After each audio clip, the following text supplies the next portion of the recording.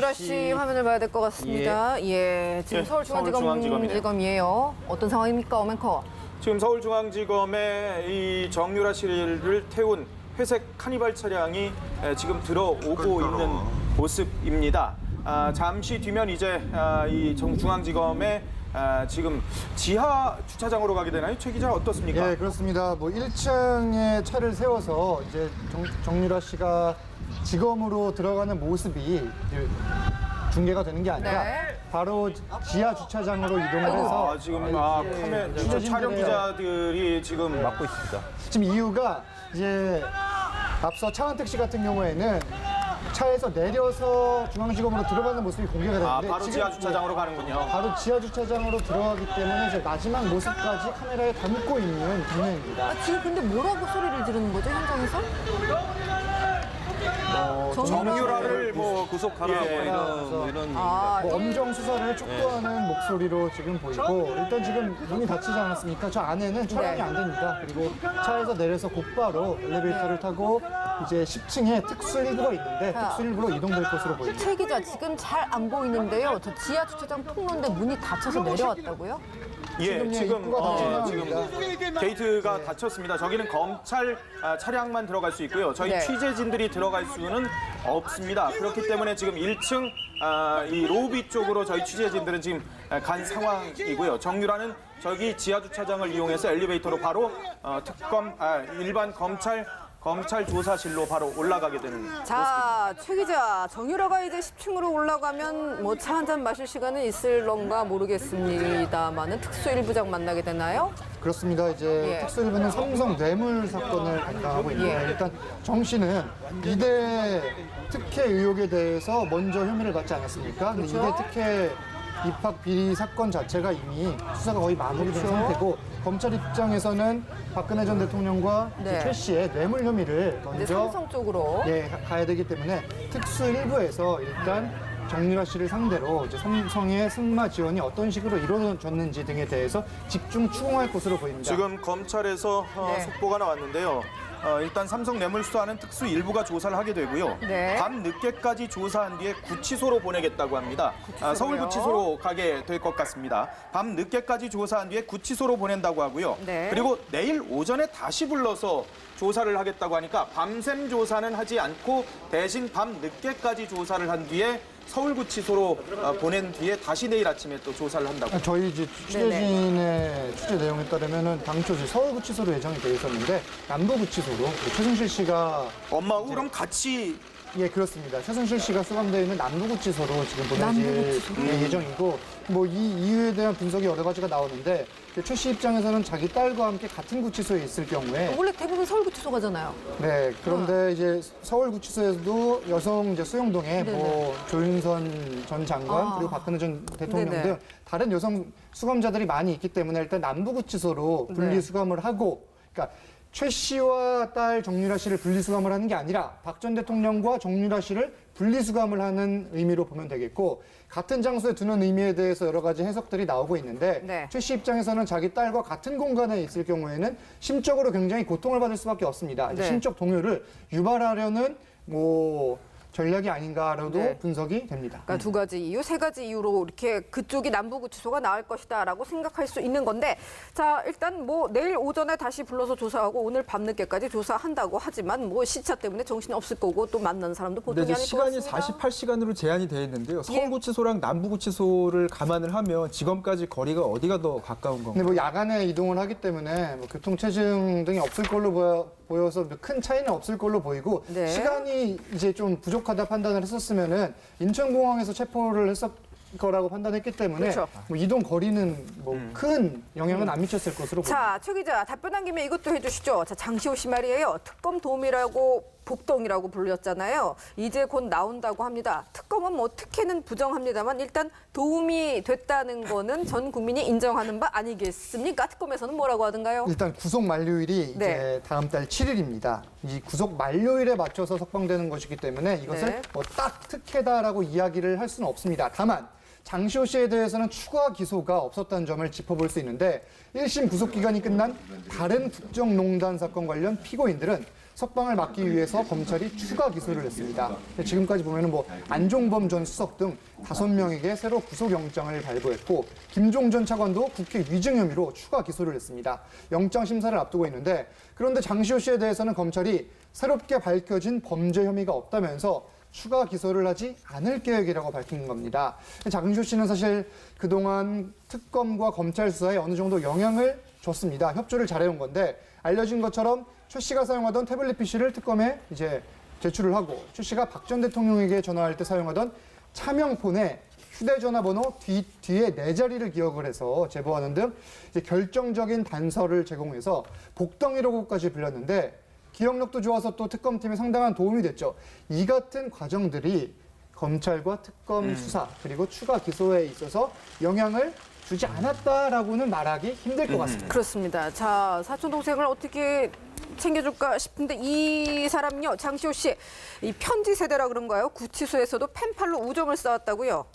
어마어마합니다. 사실 상상하기 어려울 정도의 일을 장시호 씨는 구치소에서도 한 것 아주 같은데. 상당한 인연을 만들었다고요. 맞습니다. 예. 최근에 그 한 분의 얘기를 전언을 보면요. 네. 재소자 간에 사실 서신 교환이 허용이 됐잖아요.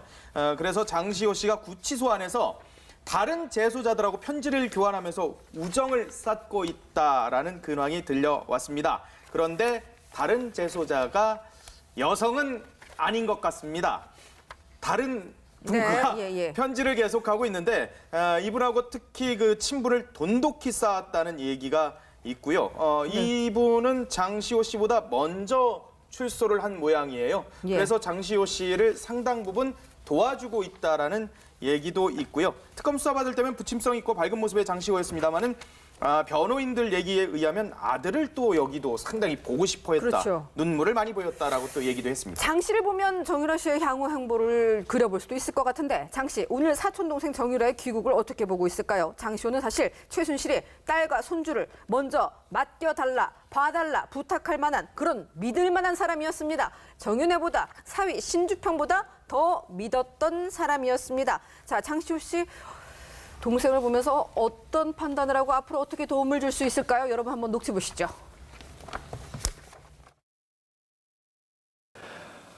최순실 이모가 최순실 씨가 10월 30일 귀국해서 31시간 호텔에 있었을 때 네, 그때 만났죠. 안 만났습니다. 연락도 안 했습니까? 왔습니다. 공중전화로. 유연이랑 유주 잘 부탁한다고 얘기했습니다. 그게 답니까? 네, 공중전화로 굉장히 짧게 통화했습니다.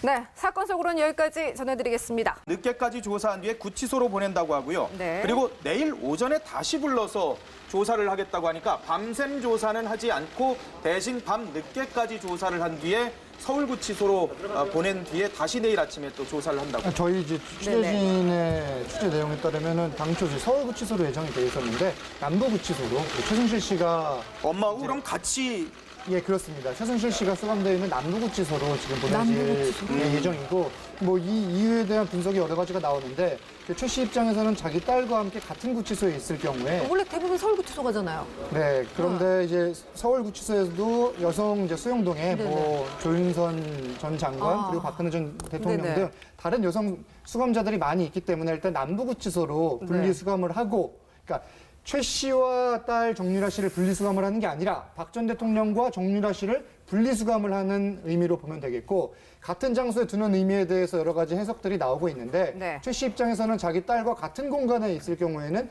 심적으로 굉장히 고통을 받을 수밖에 없습니다. 이제 네. 심적 동요를 유발하려는 뭐 전략이 아닌가로도 네. 분석이 됩니다. 그러니까 두 가지 이유, 세 가지 이유로 이렇게 그쪽이 남부구치소가 나을 것이다라고 생각할 수 있는 건데, 자, 유라 씨 화면을 봐야 될 것 같습니다. 예, 지금 예, 서울중앙지검이에요. 서울중앙지검이네요. 어떤 상황입니까, 어맨커? 지금 서울중앙지검에 이 정유라 씨를 태운 회색 카니발 차량이 지금 들어오고 있는 모습입니다. 잠시 뒤면 이제 이 중앙지검에 지금 지하 주차장으로 가게 되나요? 최 기자 어떻습니까? 예, 그렇습니다. 뭐 1층에 차를 세워서 이제 정유라 씨가 지검으로 들어가는 모습이 이제 중계가 되는 게 아니라 네. 바로 지하 주차장으로 이동을 해서 지금 카메라 촬영 기자들이 지금 맡고 있습니다. 지금 이유가 이제 앞서 차은택 씨 같은 경우에는 차에서 내려서 중앙지검으로 들어가는 모습이 공개가 됐는데 바로 지하 주차장으로 가는군요. 바로 지하 주차장으로 들어가기 때문에 이제 마지막 모습까지 카메라에 담고 있는 장면입니다. 지금 근데 뭐라고 소리를 지르는 거죠, 현장에서? 정유라를 구속하라 예. 이런 뭐 엄정 수사를 촉구하는 목소리로 지금 보이고 일단 지금 문이 닫히지 않았습니까? 저 안에는 촬영이 안 됩니다. 그리고 차에서 내려서 곧바로 엘리베이터를 타고 이제 10층에 특수일부가 있는데 특수일부로 이동될 것으로 보입니다. 최 기자, 지금 잘 안 보이는데요. 저 지하 주차장 통로인데 문이 닫혀서 내려왔다고요? 예, 지금 입구가 닫히는 지금 게이트가 닫혔습니다. 저기는 검찰 차량만 들어갈 수 있고요. 저희 네. 취재진들이 들어갈 수는 없습니다. 그렇기 때문에 지금 1층 이 로비 쪽으로 저희 취재진들은 지금 간 상황이고요. 정유라는 저기 지하 주차장을 이용해서 엘리베이터로 바로 일반 검찰 조사실로 바로 올라가게 되는 모습입니다. 자, 최 기자, 정유라가 이제 10층으로 올라가면 뭐 차 한 잔 마실 시간은 있을런가 모르겠습니다만은 특수일부장 만나게 되나요? 그렇습니다. 이제 예. 특수일부는 삼성 뇌물 사건을 담당하고 있는데 일단 정 씨는 이대 특혜 의혹에 대해서 먼저 혐의를 받지 않았습니까? 근데 이대 특혜 입학 비리 사건 자체가 이미 수사가 거의 마무리된 상태고 검찰 입장에서는 박근혜 전 대통령과 네. 최 씨의 뇌물 혐의를 이제 먼저 삼성 쪽으로. 가야 되기 때문에 특수일부에서 일단 정유라 씨를 상대로 이제 삼성의 승마 지원이 어떤 식으로 이루어졌는지 등에 대해서 집중 추궁할 것으로 보입니다. 지금 검찰에서 네. 속보가 나왔는데요. 일단 삼성 뇌물수사는 특수 일부가 조사를 하게 되고요. 네. 밤 늦게까지 조사한 뒤에 구치소로 보내겠다고 합니다. 구치소로요? 서울구치소로 가게 될 것 같습니다.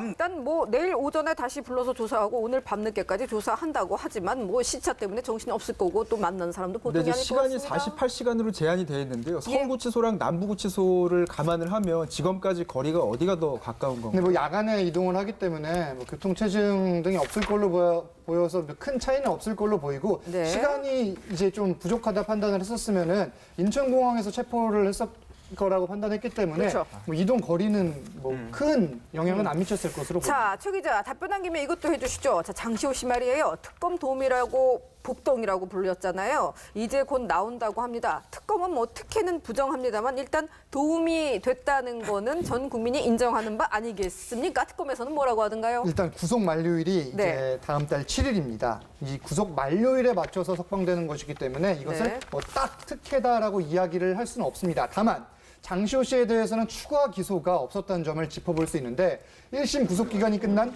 다른 국정농단 사건 관련 피고인들은 석방을 막기 위해서 검찰이 추가 기소를 했습니다. 지금까지 보면은 뭐 안종범 전 수석 등 5명에게 새로 구속영장을 발부했고 김종 전 차관도 국회 위증 혐의로 추가 기소를 했습니다.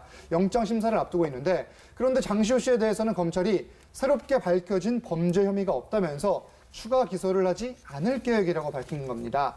장시호 씨는 사실 그동안 특검과 검찰 수사에 어느 정도 영향을 줬습니다. 협조를 잘해온 건데 알려진 것처럼 최 씨가 사용하던 태블릿 PC를 특검에 이제 제출을 하고 최 씨가 박 전 대통령에게 전화할 때 사용하던 차명폰에 휴대전화 번호 뒤에 4자리를 기억을 해서 제보하는 등 이제 결정적인 단서를 제공해서 복덩이라고까지 불렸는데 기억력도 좋아서 또 특검팀에 상당한 도움이 됐죠. 이 같은 과정들이 검찰과 특검 수사 그리고 추가 기소에 있어서 영향을 주지 않았다라고는 말하기 힘들 것 같습니다. 그렇습니다. 자, 사촌 동생을 어떻게 챙겨줄까 싶은데 이 사람요, 장시호 씨, 이 편지 세대라 그런가요? 구치소에서도 펜팔로 우정을 쌓았다고요? 어마어마합니다. 사실 상상하기 어려울 정도의 일을 장시호 씨는 구치소에서도 한 것 아주 같은데 상당한 인연을 만들었다고요. 맞습니다. 예. 최근에 그 한 분의 얘기를 전언을 보면요. 네. 재소자 간에 사실 서신 교환이 허용이 됐잖아요. 그래서 장시호 씨가 구치소 안에서 다른 재소자들하고 편지를 교환하면서 우정을 쌓고 있다라는 근황이 들려왔습니다.